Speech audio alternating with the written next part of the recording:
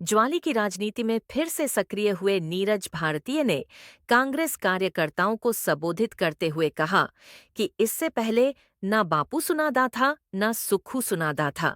भारती ने कहा कि अब 2.5 वर्ष सरकार के बचे हैं, जिसमें कार्यकर्ताओं का काम करवाने की पूरी कोशिश करूंगा और अगर जनता के काम नहीं होंगे तो इसके लिए संघर्ष भी करना पड़ा तो पीछे नहीं हटूंगा। बैठक में इससे पहले ज्यादातर कांग्रेसी कार्यकर्ताओं ने नीरज भारती को सक्रिय राजनीति में भाग लेने के लिए कहा, जिस पर भारती ने मजाकिया लहजे में कहा कि क्या करदा, इससे पहले ना बापू सुनादा था ना सुक्खू सुनादा था। उन्होंने कहा कि नगरोटा सूरिया से विकासखंड कार्यालय को ज्वाली में शिफ्ट नहीं किया जाएगा और अगर ऐसा कोई निर्णय भविष्य में सरकार लेती है तो स्थानीय जनता के साथ धरने पर सबसे पहले बैठूंगा। नीरज भारती ने कहा कि केंद्र सरकार हिमाचल के लोगों के हक का पैसा नहीं दे रहा है और कई योजनाओं में काम विधायक प्राथमिकता में डालकर केंद्र से मंजूर होते हैं।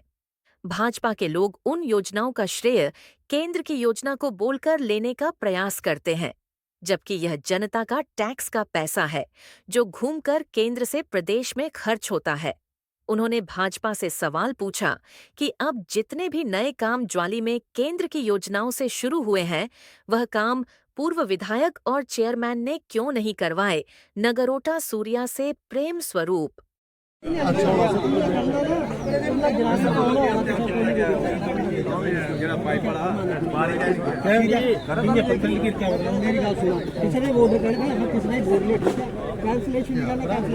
बहुत बहुत स्वागत करते हैं सर। मेरी आपसे एक ही रिक्वेस्ट है कि जो कि बरियाल सीनियर सेकेंडरी स्कूल से संबंधित है, उसमें पीटीआई की पोस्ट 2013 से खाली चल रही है, उसमें कोई भी टीचर आना नहीं चाहता है। एक आपकी सरकार की तरफ से ट्रांसफर हुई है लेकिन वो भी नहीं आना चाहते हैं कि वो एक झुग्गी जैसी स्थिति में रहते हैं, वो बीपीएल में नहीं है और उनका नाम जो है कि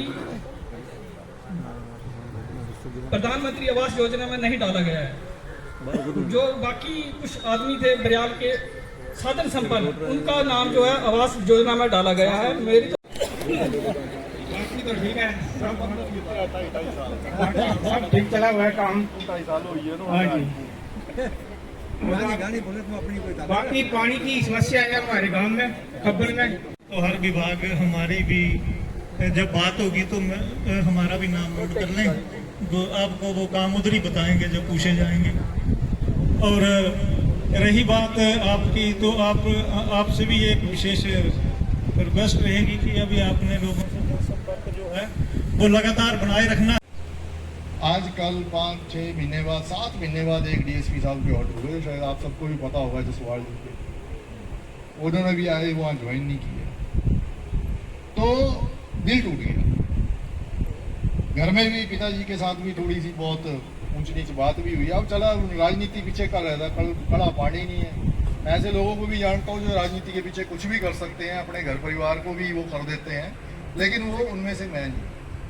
तो जब काम नहीं होने हैं तो इससे चुप बैठना, शांत बैठना ज़्यादा अच्छा है।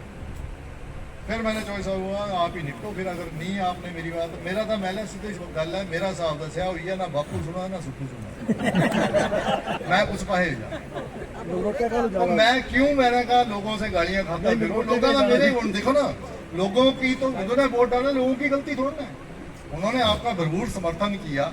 और कोई पिछली लड़ाई जो भारतीय जनता पार्टी के साथ थी, चाहे वो यहाँ की थी या पूरे प्रदेश स्तर पे थी, वो कोई आसान लड़ाई नहीं थी।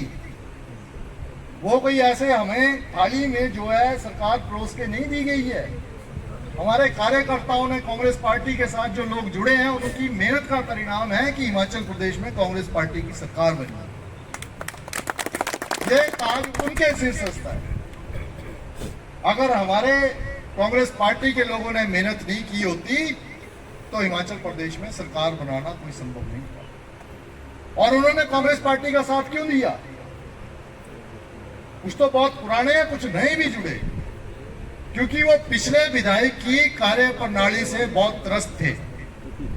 और कोई यहाँ का नहीं, आसपास के भी विधानसभा क्षेत्रों का यही हाल था।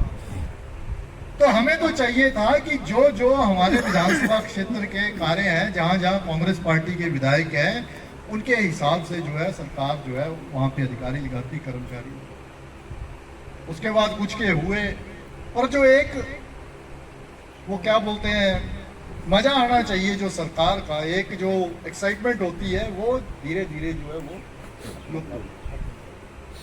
फिर पिताजी के साथ भी बीच में, चलो मंत्री हैं, सरकार में हैं, ठीक है, कुछ काम करवाए हैं, कुछ पैसे सेंक्शन करवाए हैं, कुछ काम चले हुए हैं, पाइपलाइन में है कुछ काम, लेकिन जब मेरी नहीं सुनी गई तो मैं चुपचाप पीछे होके बैठ गया।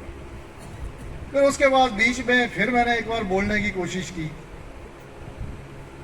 अच्छा फिर क्या होता कि पहले चलो बीजेपी वाले ने लड़ लेंदे हैं, उनसे लड़ना तो हमारा अधिकार है, क्योंकि हम अपोजिशन के हैं, उनकी अपनी पार्टी है, हमारी अपनी पार्टी, हम लड़ते हैं, खुले दिल से लड़ते हैं।